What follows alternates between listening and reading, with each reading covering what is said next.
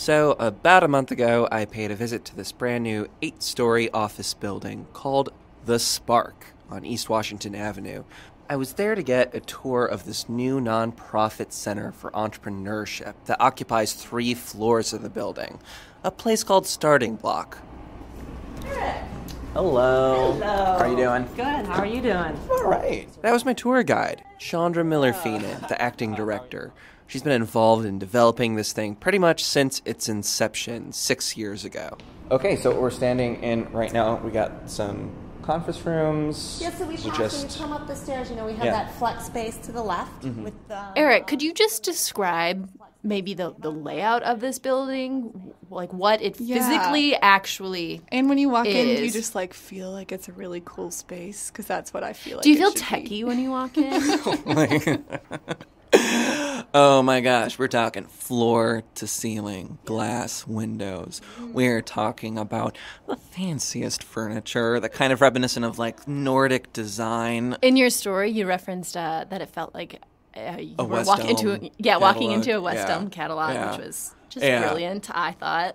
Yeah, it is very chic, open, with pops of art here and there. A local artist, Mike Leroy, painted a big old mural, a pop art mural on some of the cool. lockers in the space. And in this space are entrepreneurs, startups working on things like image recognition technology for the fashion industry, on fertility screening devices, on phone apps that give you rewards for going to the gym. These startups call StartingBlock home. But why is that? What exactly is this place, anyway? That's what we're asking on today's episode. What's the deal with StartingBlock? I'm Eric Lawrenson, a Cap Times tech reporter, and I am here with my colleagues. I'm Lisa Speckard-Pask, and I'm the Metro reporter. I'm Abby Becker, and I cover city and county government.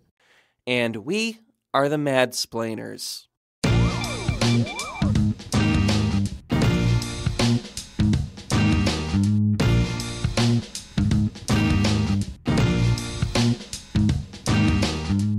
I feel like we should do improv games. Yeah. Icebreakers. Unlike theater warm-ups, red leather, yellow leather. For years, Madison has been hearing about StartingBlock, this so-called entrepreneurial hub that a lot of leaders in Madison's tech community have been talking about developing. 6 years, as a matter of fact. People began planning this idea out since 2012, and now, finally, it's actually a thing. It's a building on East Washington Avenue. And we finally actually get a glimpse of what this thing is and what it looks like, which for a long time wasn't really the most clear. It is a little bit clear now, but from what I understand, talking to you guys, it was not clear for even you, when you had to write about it. Yeah, so I covered development, and when I first started was still, they were trying to get the Spark through the development city approval process, as we talked about last week. And I was constantly referencing, the Spark, which includes StartingBlock, and then I would usually describe it as some sort of entrepreneurial hub. But I never really even knew what that meant, and just kind of left it as, in both my writing and my mind, this vague concept that Eric could address. Yeah. Eric will take care of it. It says the word entrepreneur. That's totally your beat. I was in the same boat. I would always just do the StartingBlock, an entrepreneurial hub based in Madison. Then think in my head, I don't know what that means or what this is. Well, I think even too, talking about, I think you used the terms accelerators and all of that. I just, those kinds of terms, I just don't even know what they mean. And it could be my own lack of actually, holding those definitions in my head, but I'm just always looking for more clarity. Don't beat yourself up, man. This is the thing about my beat. Man, there's a lot of jargon in the world of tech, from accelerators to incubators to Series A financing rounds. It is a topic that is ripe for explaining. So, entrepreneurial hub, as vague as it was actually kind of an accurate description of what this thing is. It is a place that takes a lot of existing ideas and institutions in a startup economy and just kind of puts them all in one place, in one hub for entrepreneurship. I mean, the idea basically is that this is a place where startups can go to be among other startups and also find a lot of programs, people, possible mentors, all in the same building, sort of working to help startups and, help them grow and succeed. Here's how Chandra Miller-Feenan put it when I interviewed her about it. I don't think of a starting block as having to be everything under one roof. But I do think it's a place where there's a lot that's been going on in the Madison startups community, but it's been dispersed in different places. And so we wanted to create a place of gravitas for those activities that were already going on and then build momentum for that next level. One other person I interviewed was Scott Resnick. He is one of the original founders of the Starting Block team. I asked him about his own definition of Starting Block. Startups themselves. Is it kind of just taking all these different things that have already existed and kind of smushing them together in one place? I wouldn't say smushing it together. What I'd rather say is it amplifies. So it's what happens when all of those organizations are under one roof. So that does include Accelerators, an accelerator being a program that exists to provide startups mentorship and connect them with financing and funding sort of over this fixed term period. It's sort of like this crash course in how to be an entrepreneur. Like a little boot camp? Yeah, it's like a boot camp, exactly. Okay. Perfectly put. The main one that exists in Starting Block is called Generator. Generator. Yes, that might be familiar to the two of you. But there are other ones too. Bunker Labs is one of the partners with Starting Block. They are a accelerator for veteran-founded startups. The Doyen Group is a nonprofit in Madison that is not there yet, but it will be moving into Starting Block in the fall. And they have an accelerator program for startups founded by women and people of color. So yeah, startups can join these accelerators, or they can just sign up to be a member of the space. And that part of Starting Block is sort of similar to what's known as an incubator, which is basically any place that exists for startups to operate within. A building or an office space where, little fledgling startups can live and exist among other startups. Isn't that also the term for how you grow bacteria? Isn't that even an incubator? Am I making this up? But either way, I think it's an apt comparison. I love this. I'm going to use this in my next story. Nice warm environment for bacteria and then to it grow. Just grows and grows. I'm going to turn grows. this disgusting analogy into maybe a little bit more of a positive one. Yeah, it's like a petri dish of entrepreneurship. I think it's that's just as disgusting. Okay, maybe that's true. I feel like a petri dish is more disgusting to me. No offense, guys. I dug myself into a deeper hole here. Anyway. With this. Okay. But the moral story is it's a good thing. I mean, certainly people who run incubators would like you to think so. So is the point of this, so let's say if I've got a thing that I'm developing, I'm an entrepreneur, could I, get into Starting Block and then, take my very small business and kind of go through the Starting Block system, and then at the end of it, could my company be, a thriving, sustainable thing, and then I could potentially move on and find my own office space? Absolutely. Chandra had a way of framing exactly what you just said in a way that was, frankly, super adorable. They are like baby birds, and they a lot of our startups, they're coming out of the university, so they have had the university nest. And then it was and they weren't quite ready. There wasn't another space for them to land safely. And so now with Starting Block, we can move them out of the university nest, move them into Starting Block. And when they're ready to fledge out of Starting Block, they're really ready to go out into the cold, hard commercial real estate world, but they'll still be engaged with us as mentors, as mentees, as programming. So there's not really ever a fly, but come back. Do you think the presence of Starting Block could encourage other fledgling entrepreneurs to kind of come out of the woodworks if they know that something like this is here and maybe could offer them support? That is one of the key ideas of the whole venture, is that this is what they describe as a beacon of entrepreneurship. It's like a big building where people can point to and be like, oh, startups in Madison, that's it. Look at that. You can't miss it. So yeah, entrepreneurs who maybe were working in their garages somewhere, they can be like, oh, there's actually a place I can go to. Not that, there weren't institutions already that existed in Madison that were working to help startups to foster this entrepreneurial economy. They existed, but a big idea behind Starting Block is to make it super obvious and have this fancy new structure. Not just for people in Madison, but also for people outside of the city, people who might visit. Scott Resnick brought up the example of venture capitalists. We've had venture capitalists from around the country really looking at how do I invest in Madison-based companies? And being able to find those companies in one place, it becomes an additional utility. So we hope... Yeah, so you mentioned at the beginning of this conversation just that people have been talking about StartingBlock for a long time. Yeah. So why did it take so long to get to where we are today? I'm glad you asked. So I'm going to open up my bulleted list here. Shuffle papers. Because it was interesting. I asked different people who have been involved in this project about why it took so long. And there were varying answers. Some people were like, oh, that we always knew it was going to take that long. It's a big project, you know?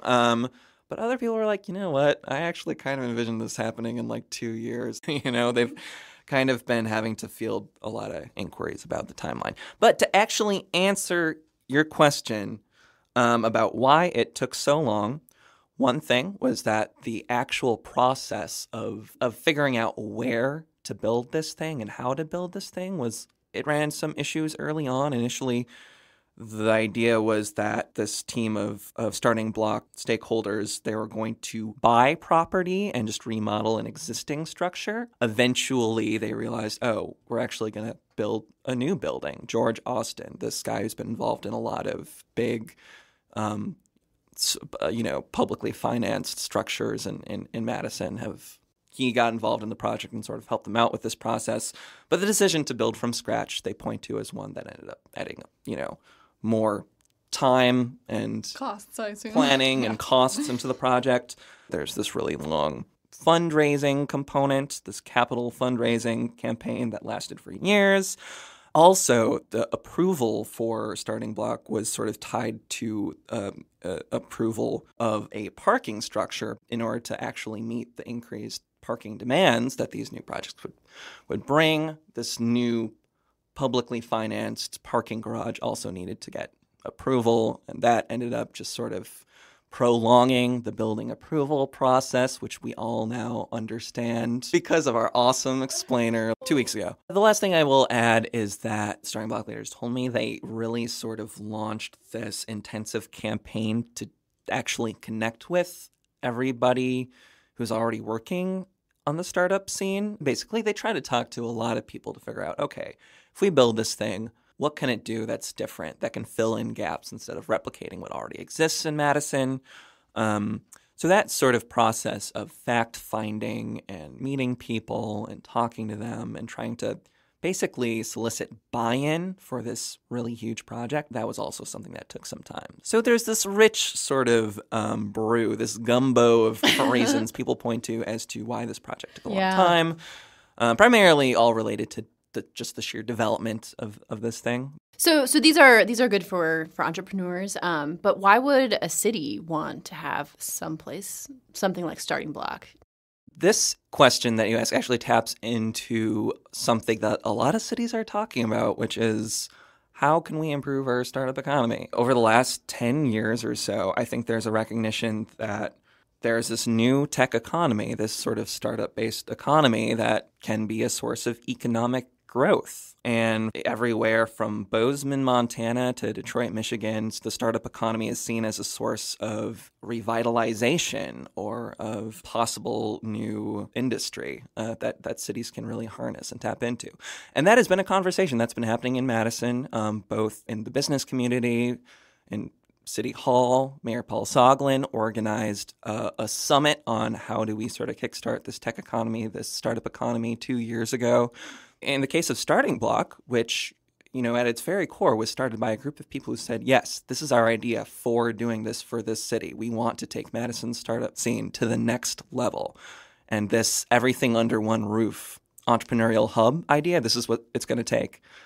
I mean, that's resonated to an extent with the city of Madison. They ended up throwing in $1.5 million into this project. WEDC being the economic development agency at the state level, the Wisconsin Economic Development Corporation, they threw in approximately $750,000 as well. there is an interest in the public sector to promote this kind of economic growth. So there's support, there's been money put into this, but I'm wondering, do we know if these work? I mean, for the entrepreneurs in the program, in the space, but then also for, the city. I mean, is the city going to get its return on that investment? Basically, we don't know is probably the right answer here. I say we don't know in part because when it comes to what economists have to say about this, and specifically people who study entrepreneurship and new businesses and new business growth and creation, this model of promoting economic growth, we don't know a lot about it whatsoever. That said, there are dozens of similar centers like this across the country that have also sort of taken this idea of we're going to have a whole lot of entrepreneurship-related stuff in one building. And to varying degrees, they have found success. A prominent example is 1871, this massive startup center in Chicago. And they went through a major expansion. They doubled their total floor space because there was high demand among startups and other institutions to get in on this. I will say that when it comes to scholarship, there are these ideas that are linked to the growth of startups and entrepreneurial ecosystems that arguably play a role in what StartingBlock is doing. And these ideas are of proximity and soft collisions. And these kind of are actually self-explanatory. Proximity just means have startups be close to other startups or things that can, help them out, like mentors or venture capitalists, et cetera, et cetera. When people are close together, they're probably going to, find each other. Friends. They're going to make friends. They're going to find partnerships. They're just going to, they're going to find people and also feel a little less isolated. Ben Hallen, a researcher at the University of Washington who I spoke to about this, pointed out that it's tough just mentally being an entrepreneur. You're working ridiculous hours. You can often feel like you're really alone and isolated. Just being around other people who you can talk to about that stuff helps.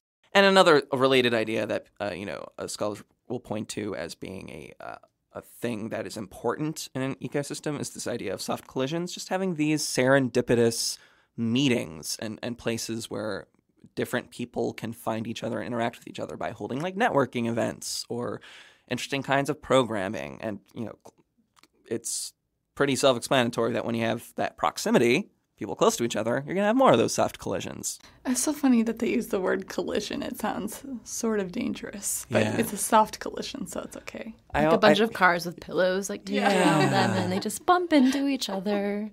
Another big question I have for you is, do you think that StartingBlock, the presence of having a space where all these resources are in one space, do you think StartingBlock can, help, reduce some of the inequities in the tech startup field? Do you think it'll promote more opportunities for women or people of color? That is a really good question. So StartingBlock, the leaders there definitely acknowledge that those inequities exist. And to various extents, they are working on things that they hope will help women and people of color who are trying to start a startup. For example, they have a room dedicated to nursing mothers in the space. Chandra Miller-Feenan, when she described how she selected startups to, be a part of that, initial roster of companies that were going to begin working in the space, she had this unofficial target of, I want 50% of these companies to be women-led or women-founded. That was an unofficial goal, and at an institutional level, there are no targets or an explicit roadmap to breaking down some of those barriers. Heather Wentler is with the Doyen Group, which is a nonprofit that specifically mentors women who are involved in startups. She said only really time will tell if they're able to walk the walk. But so far, her name is tied to the project. She said, I wouldn't have put my name with this project if I didn't believe they're actually putting some actual thought, actual intent behind these ideas of helping break down some inequities.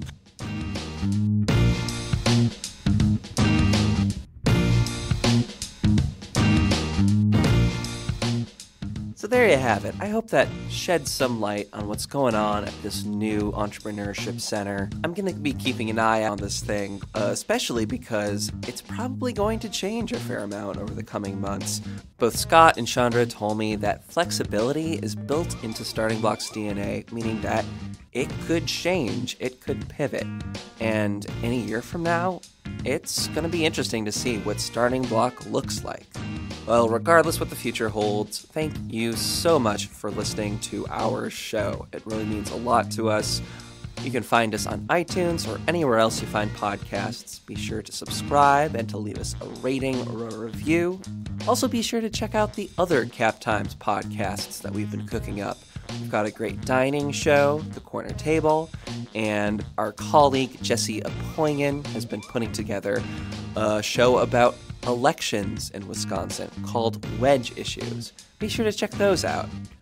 I'm Eric Lawrenson, and thank you so much again. Bye.